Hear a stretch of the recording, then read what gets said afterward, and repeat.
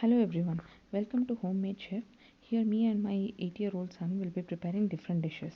Today we'll be preparing vegetable Rava Upma. The ingredients that we need for vegetable Rava Upma are here. We will prepare a healthy but delicious vegetable Upma. It is also called Uppit in some regions. So first let us take Rava 1 cup. We need cut beans, cut onions, peas, cut tomatoes, and green chilies, curry leaves, coriander leaves, salt to taste, oil or ghee as per your preference, sugar, turmeric powder, and mustard seeds. So these are the basic ingredients that we need. You can add any other vegetables if you want to. So now let's move on to the preparation. We will take a wok here, preferably aluminium or indalium. Let us add oil and or ghee. You can either put half oil and half ghee, or full of ghee, or just oil if you don't like ghee. And now let us add mustard seeds. Now when it crackles, let us add onion. Let us fry onions until it turns soft. Let us also add capsicum along with onions, because we need that crunchy taste of capsicum, so it's better to put it directly in oil. So let us add curry leaves and green chilies. Green chilies, I have slit them. If you slit it in this way, even it won't be confused with beans. You can even cut it and put, or you can even use red chilies if you want to. You can also use some other powders instead of green chilies, or both of them half half. Let us also add tomatoes. Saute until tomatoes also turn soft. Instead of tomatoes, you can even add lemon. Again, it's according to your preference. If you are adding lemon, you should add it in the end. Okay, now let us wait for it to turn soft. Let us keep stirring once in a while. At this stage, let's add haldi and let's give it a good mix. If we put it directly into the oil, it won't leave lot of taste and smell. Now let us add beans, peas. You can even add potatoes if you would like to. Chow, whatever you would like to, you can add. As beans are raw, we need to allow it to cook. So you can also sprinkle a little water, just a little, and you can close the lid and let it cook for some time. Now let's check if it is cooked. Looks like it has cooked now, so we can go to the next stage.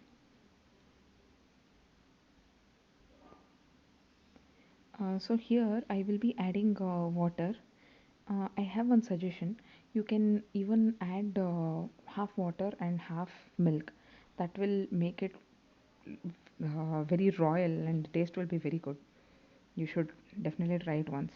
So now what I will do is I will take 2 cups of water and 1/4 cup of water. Let's say 1 cup of rava. I'll put 2 cups of water plus 1/4 cup of water. So based on your measurement, you can measure in the same way. 2 1/4 times is the measurement. Now let us put water.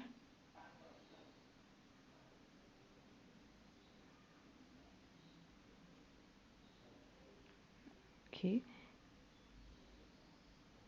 So now let us add salt and a little sugar also.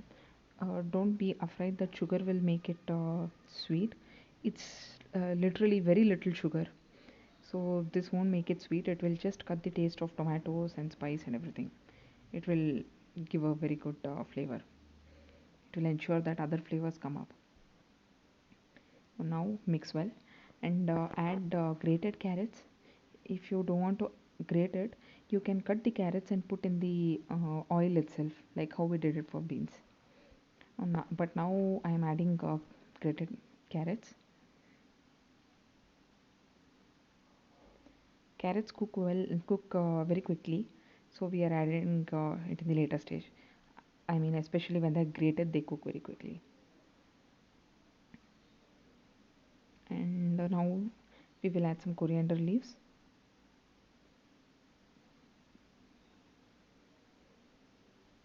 You can cut them and add, or you can add them as a whole. Again, it depends on your preference. You can keep the flame on high at this stage so that it boils. After the water boils, we can add rava. Some people also fry rava and keep it aside, and then they also boil the water, then they add it to the rava. But this is like a shortcut method, don't have to do a lot of circus. So now let us add rava. I am taking bansi rava, bansi wheat rava. So this is little thicker than the normal suji that you get in the market. This also comes in two different sizes. I am using the thinner one. You can also use a little thicker one. You can even use dalia instead. I have fried this rava well and kept. You have to fry until it gets golden brown, and that aroma of raw rava will go away. Until that time, you have to fry it. Now, let us stir it well. It starts bubbling. When it starts bubbling, let us just close the lid. And, after 2 to 3 minutes, this is how it will look. You can again give it a mix. This has to cook a little more. If you like it soggy, you can stop at this stage. Rava will be cooked, but it will still be soggy. If you want a little drier upma, then keep it for another 3 to 4 minutes.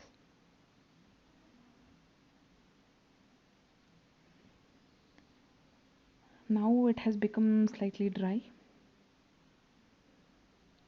So you can see that a layer is forming below. If you want a crispy layer, then you can just leave it for another 5 to 10 minutes on a very low flame, and it will form a very crispy layer. It'll be very tasty. You can garnish with grated coconut. Again, it's optional, it's left to you. If you like the taste of coconut and if it's available in your place, you can add it. Otherwise, you can skip it and it will still taste very delicious. Now our upma is ready to serve. It is it tastes best when it is hot. So now let's just do the plating. Filling it in a cup.